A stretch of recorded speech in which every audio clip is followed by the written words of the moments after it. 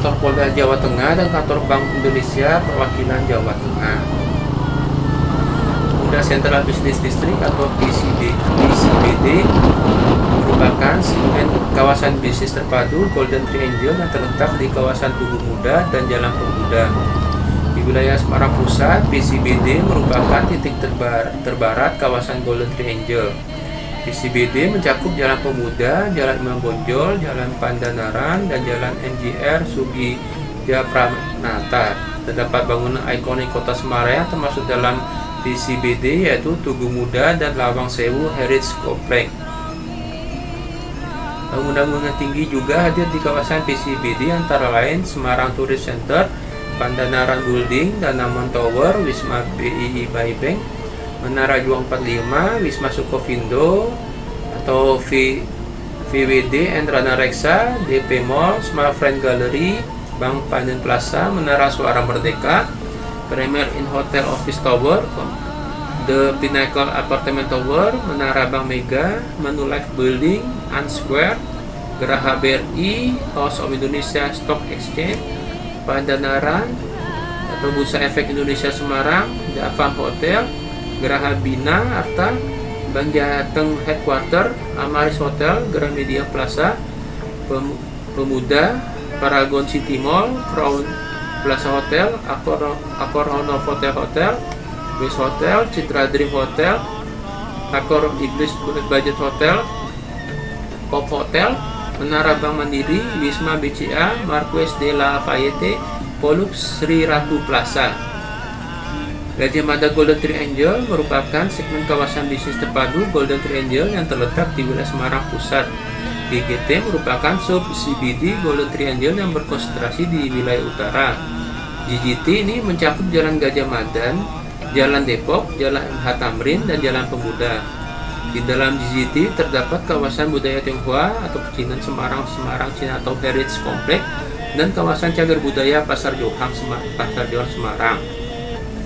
Kini GGT hadir dengan beberapa bangunan tinggi yang menghiasi kawasan tersebut antara lain Bumaya Tower Hotel, S Gajah Mada, Sri Ratu Mall, MG Suites, Maven Hotel and Residence, Janti Hotel, Semarang Town Square atau Setos, 3 store Gajah Mada, Ganiga Hotel, dan Los Kene Pemuda. Kawasan CBD Semarang Selatan merupakan pengembangan pusat perekonomian dan pelayanan publik baru di wilayah selatan Semarang.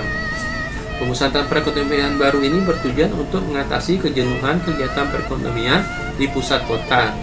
Kawasan CBD Semarang Selatan ini merupakan gabungan dari kawasan CBD Setiabudi dan kawasan CBD Tembalang Banyumanik.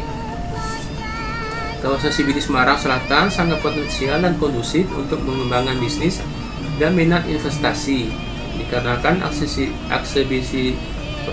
aksesibilitas tinggi dan pergerakan pusat bisnis yang terjadi di kota Semarang. Kawasan CBD Semarang Selatan siap akan dihiasi oleh beberapa gedung yang menjulang tinggi di atas 25 lantai dalam beberapa waktu ke depan. Kawasan CBD Semarang Selatan nantinya akan menjadi pusat ekonomi selatan kota Semarang. Gedung-gedung yang akan menghiasi kawasan CBD Semarang Selatan antara lain Lipo Setiabudi Superblok, Transmart Setiabudi, Apartemen Tawansari Cendikia, Palrod Apartemen, dan Alton Apartemen. Jalan-jalan yang menjadi konsentrasi kawasan CBD Semarang Selatan adalah Jalan Setiabudi, Jalan Profesor Sudarto, Jalan Tirto Agung Pendalangan, dan Jalan Durian Raya. Kawasan CBD Semarang Timur merupakan pengembangan pusat perdagangan dan jasa di wilayah timur kota Semarang. Pengembangan kawasan bisnis ini terpusat pada sepanjang Jalan Majapahit di Kecamatan Pedurungan. Pengembangan ini akan didorong oleh adanya proyek strategis pemerintah Kota Semarang yaitu Simpang 52 yang nantinya akan berdiri di Kecamatan Pedurungan. Kawasan CBD Semarang Timur merupakan kawasan bisnis dengan pertumbuhan tercepat setelah Semarang Selatan. Pertumbuhan kawasan CBD ini ditandai dengan munculnya gedung pencakar langit yaitu Hotel Horizon dan outlet restoran-restoran internasional seperti Pizza Hut, McDonald, Pedurungan, dan Hoka-Hoka Bento. Terdapat juga pusat perbelanjaan yang hadir di kawasan ini yaitu Transmart 4, Central City Mall, Lotte Mart, dan Super Swalayan ada. Kawasan CBD Semarang Barat merupakan perkembangan pusat kegiatan perekonomian Kota Semarang di wilayah Barat. Perkembangan kawasan bisnis terpadu ini mencakup Jalan Jenderal Sudirman, Jalan Pamularsi, Jalan Siliwangi, Bundaran Kali Banteng, dan Jalan Madukoro. Kawasan CBD ini berkembang karena pengaruh dari aksesibilitas terhadap Bandara Internasional Ahmad Yani dan pertumbuhan penduduk di wilayah Semarang Barat.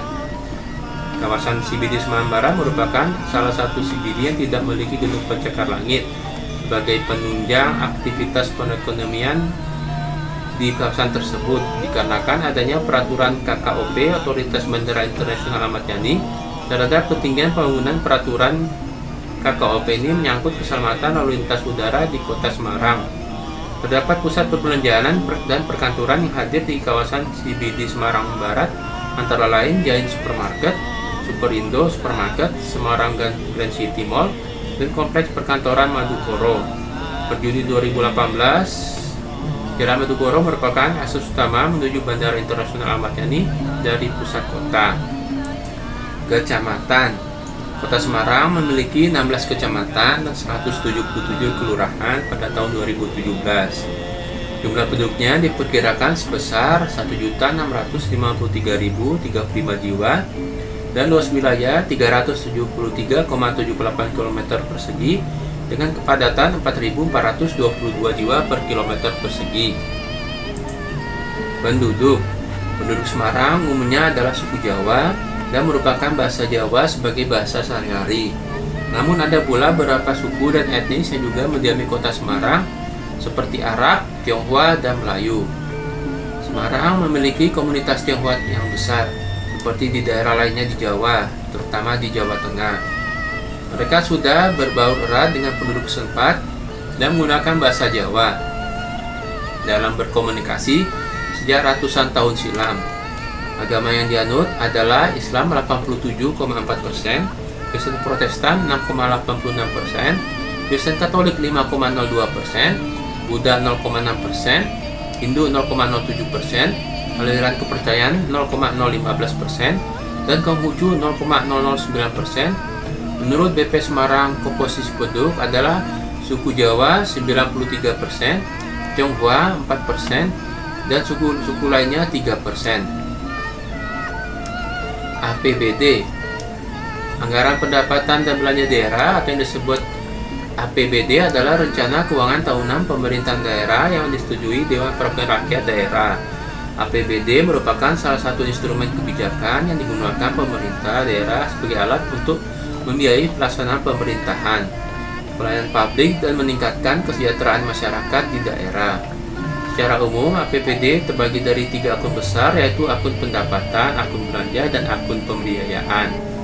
Akun pendapatan dalam APBD berisi sumber-sumber pendapatan pemerintah daerah dalam 1 tahun, anggaran dari pendapatan asli atau PAD, dana perimbangan, dapur, dan lain-lain pendapatan daerah yang sah. Habis, baterainya habis. Ininya nggak jalan.